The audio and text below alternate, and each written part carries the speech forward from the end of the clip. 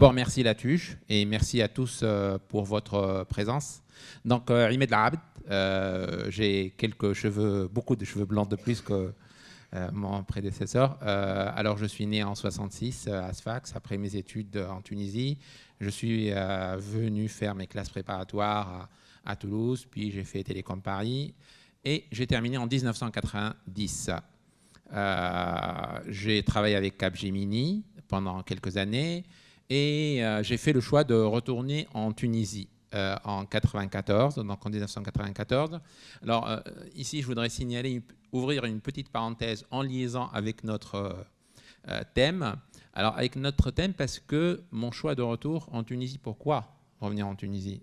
Alors d'abord parce qu'il y a le côté personnel. Chacun de nous a ses critères à lui pour évaluer la qualité de vie.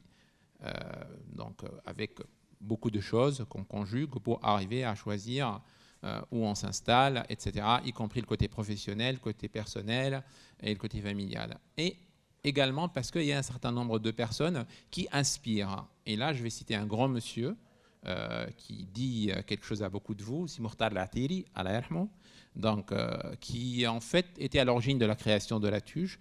J'étais présent à ce moment-là, donc Si Mortar et Ilyes Juini, que je salue, qui ont poussé en fin 90, début 91, et pendant leur discours, ils ont dit beaucoup de choses de la Tunisie. Et je faisais partie de l'auditoire, comme vous ici. Et en fait, il y a beaucoup de messages qui sont passés sur ce pays, sur le retour en Tunisie, sur ce qu'on pouvait faire en rentrant en Tunisie, sur ce qu'on pouvait faire à notre pays, à nous-mêmes. Et c'est là que la réflexion avait commencé en 91 et elle a été concrétisée en 94. Et j'ai choisi de rentrer en Tunisie et j'ai fait un choix. J'ai choisi de rentrer travailler avec un groupe contrôlé par un capital tunisien, parce que j'ai choisi de contribuer au développement de la Tunisie. Donc c'était un choix personnel et ce n'était pas du tout la meilleure offre sur le plan pécunier. Donc c'était quelque chose d'important, mais par contre c'était quelque chose de prometteur. Et derrière, vous allez voir que ça a été en fait assez intéressant. Et là, entre 94 et 96, c'était la première période, la période de flottement, je dirais.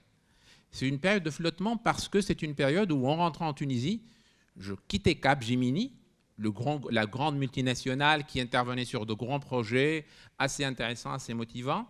J'arrive, je trouve, dans le secteur... Alors, qui dit Capgemini, c'est le secteur du numérique. Donc, en Tunisie, je suis allé travailler dans le secteur du numérique.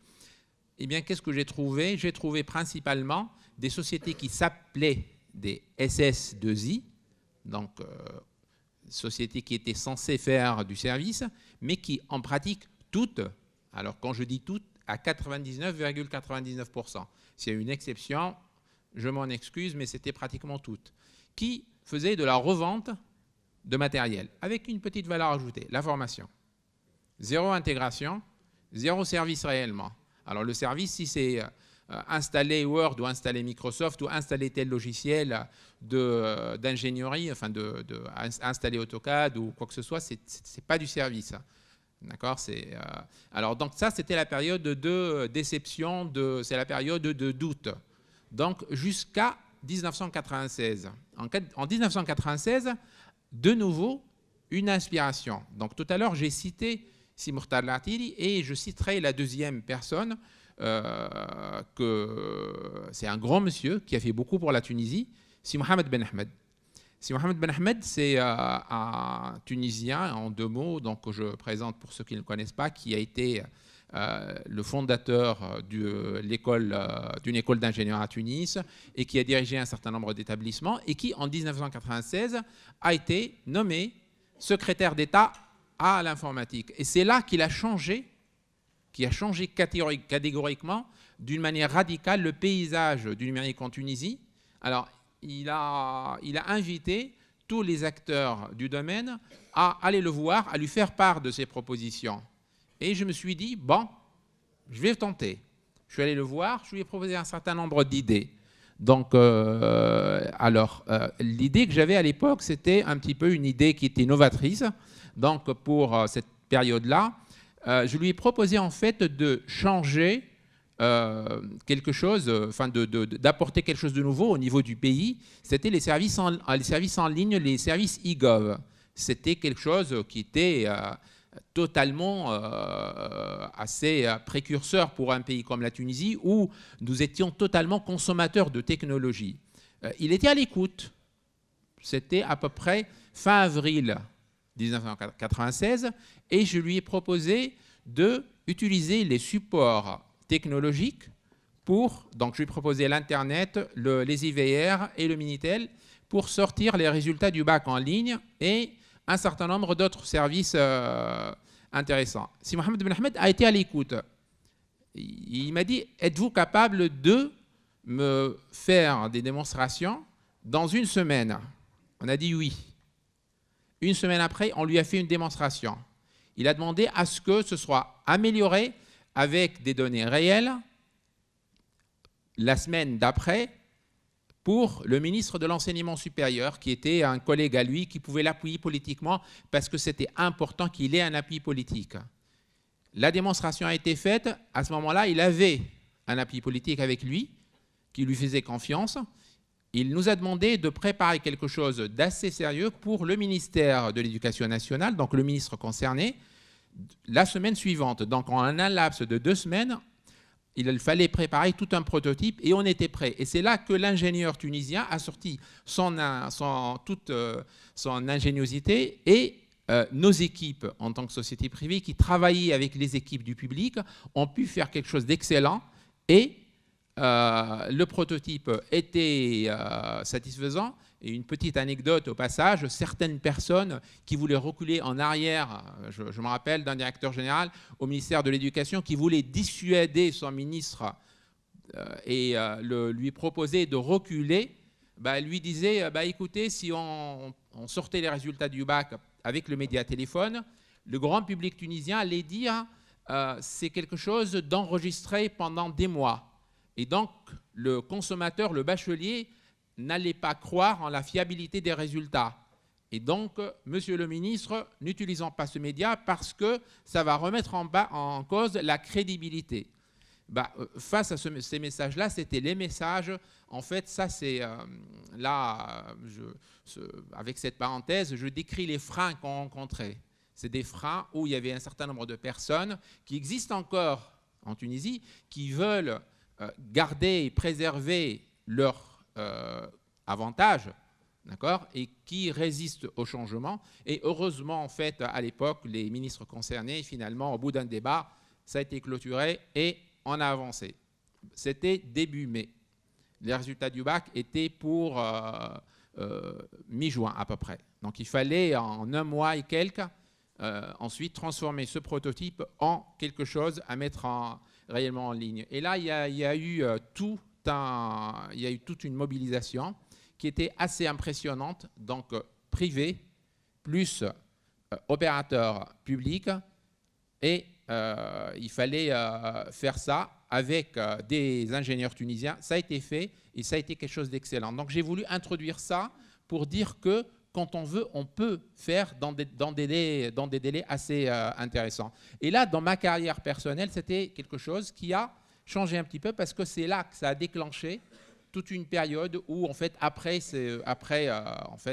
il y a eu en pratique une centaine de services en ligne qui ont été lancés par l'administration et ça a transformé le pays. Et c'est allé positivement jusqu'à 2001-2002. Ensuite, il y a eu une période pendant laquelle on est de nouveau reparti vers une phase relativement, je dirais, médiocre, où en fait on voyait les solutions numériques qui étaient dans le domaine du numérique, mais dans d'autres domaines. On voyait en fait l'État tunisien principalement qui obtenait des crédits pour réaliser des projets et payer ensuite, rembourser les crédits, mais par contre les solutions étaient derrière non exploitées. Il y avait beaucoup de gâchis. Et ça, c'est quelque chose qui, ensuite, déjà m'a découragé pour une bonne période. Et j'ai pris la décision en 2008 en fait, de transformer ma carrière. Et en 2008, j'ai quitté, j'ai abandonné, j'étais associé dans une société et j'ai fait le choix de quitter. Et beaucoup de gens m'ont dit, tu prends beaucoup de risques, pourquoi après plus de 20 ans d'expérience, tu redémarres à partir de zéro? J'ai fait ce choix-là et sachez qu'on peut démarrer à partir de zéro. Avec 4 ans d'expérience, avec 10 ans d'expérience, avec 20 ans d'expérience, on peut démarrer et on peut réussir. Donc en 2008, j'ai lancé une autre société qui est spécialisée toujours dans le numérique, mais qui est beaucoup plus pointue pour être plus efficace. Et aujourd'hui, nous sommes sur le point d'ouvrir une filiale en France. Alors, un message pour conclure. Je sais que mon timing est quasiment terminé. Donc, on m'a demandé de tenir en 12 minutes. Donc, le message, c'est que l'État tunisien n'a pas, on n'a pas de dette vers l'État tunisien. On a une dette vers notre peuple. Nous avons eu des bourses majoritairement pour venir faire nos études. Nous avons été encadrés, nous avons eu une éducation. Nos parents, nous avons des dettes vers nos parents, nous avons des dettes vers nos ancêtres. Si jamais tous les Tunisiens, et c'est ça le problème d'aujourd'hui, si jamais tous les Tunisiens quittent la Tunisie et partent avec the one-way ticket, c'est très simple. Soit c'est pour contribuer en étant à l'étranger, et là c'est positif, contribuer pour le développement et améliorer l'exportation de la Tunisie, ça c'est intéressant, mais si on le fait dans une logique où on s'intéresse uniquement à notre intérêt personnel, bah sachez qu'en fait, indirectement, c'est pour vos enfants et pour nos enfants qu'on revient en arrière avec le pays. Donc mon message, c'est osez, n'ayez pas peur, entreprenez seul, entreprenez avec d'autres, associez-vous, on travaille beaucoup en association, et n'ayez pas peur, celui qui ose obtiendra un résultat. Et je vous remercie.